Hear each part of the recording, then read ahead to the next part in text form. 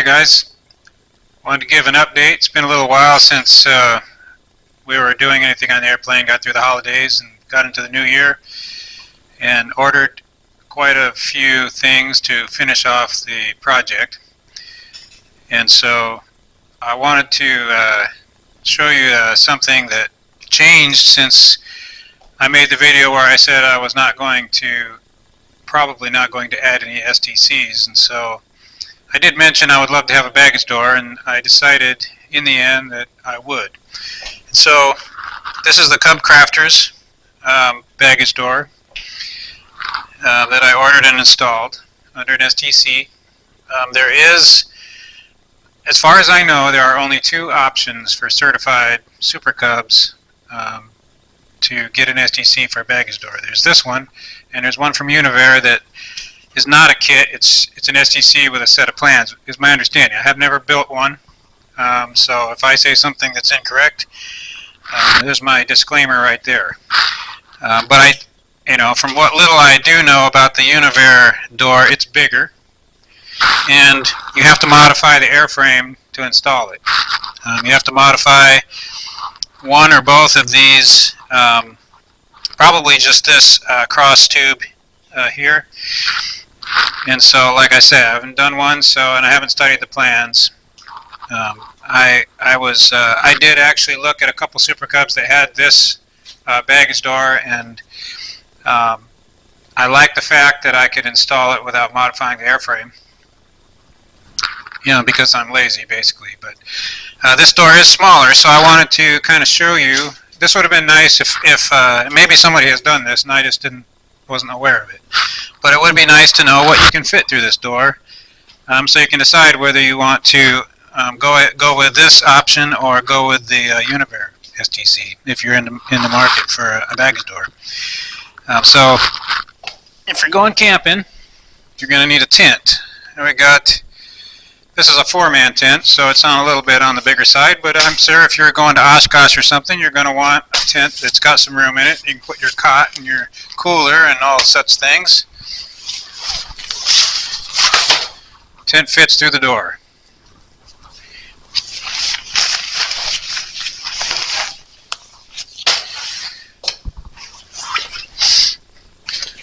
How about a dry bag? This dry bag is about 3/4 full.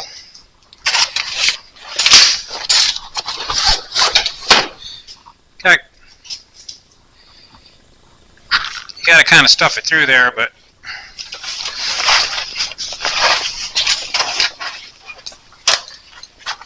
you can kind of get the idea.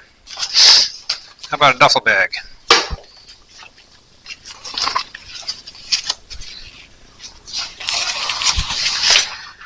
My duffel bag's not super full, but even if it was pretty full, I think I can get it in and out of there. It's just a average regular sized bag, so not bad, not bad. Oh, I see I pulled my rubber seal off. Supposed to glue that on, which I didn't. I thought the screws would hold it on.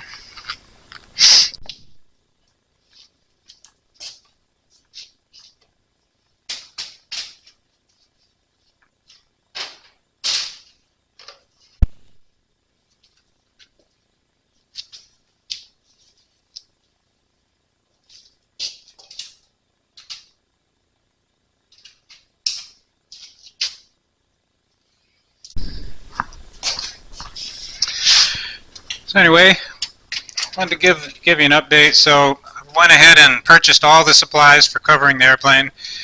I've already covered the rudder, which you've seen in a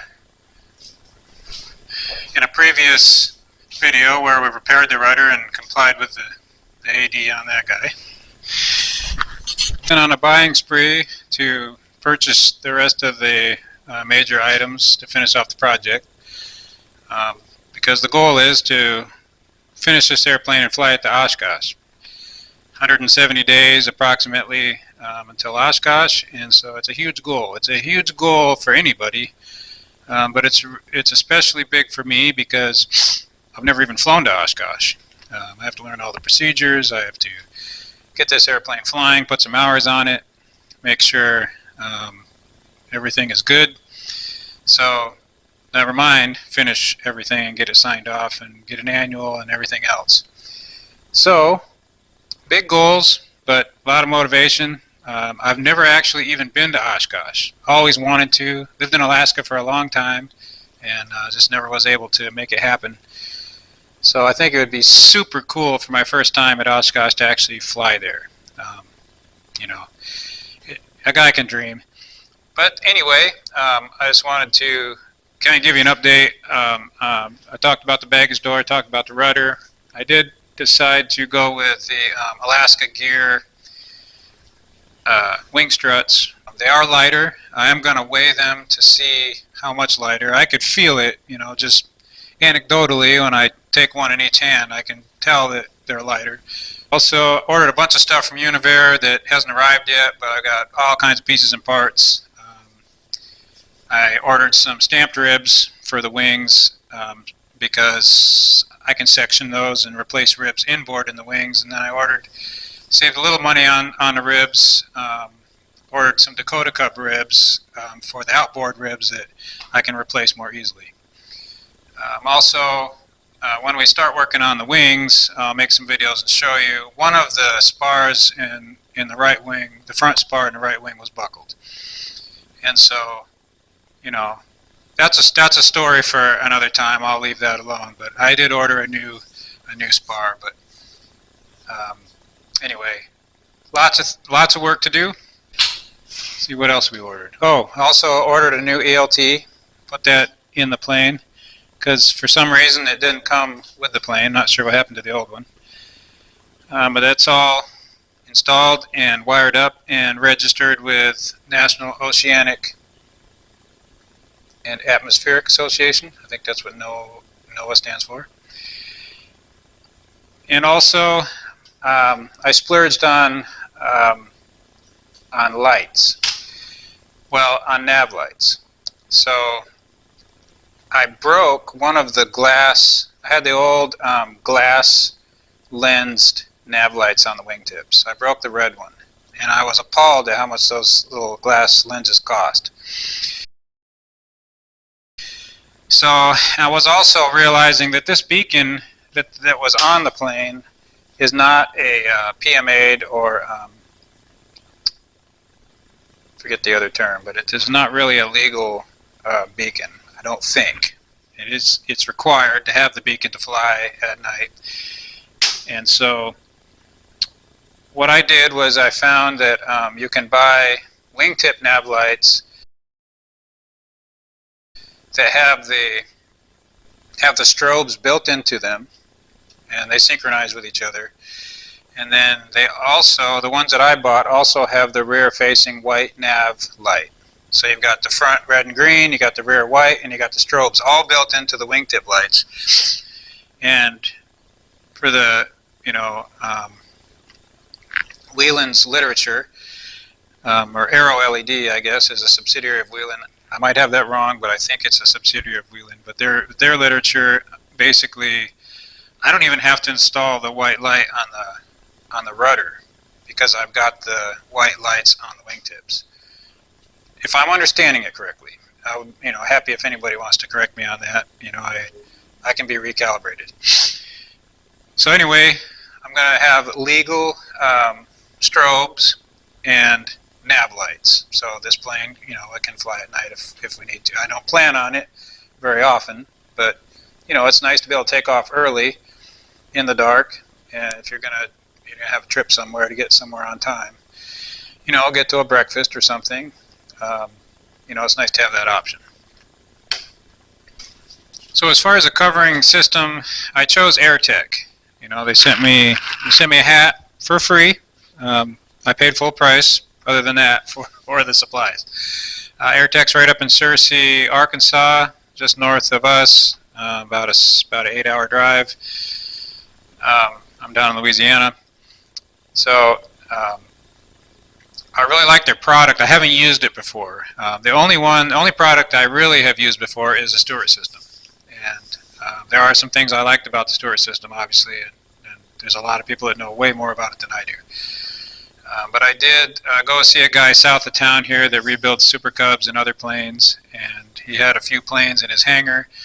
You know, one of them was about 15 years old. You know, sat outside quite a bit, you know, according to him, and it looked beautiful. The paint was really nice, no cracks, really flexible, shiny.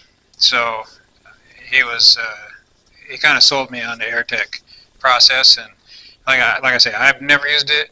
I don't know very much about it, but the folks up there seem real nice and helpful. I've used it so far. I've covered my rudder, like I said. You know, I didn't really have a hard time with it. They've got some really good YouTube videos showing you doing the process and everything you need to do. And lots of tips and lots of information. And I really got a lot out of those videos.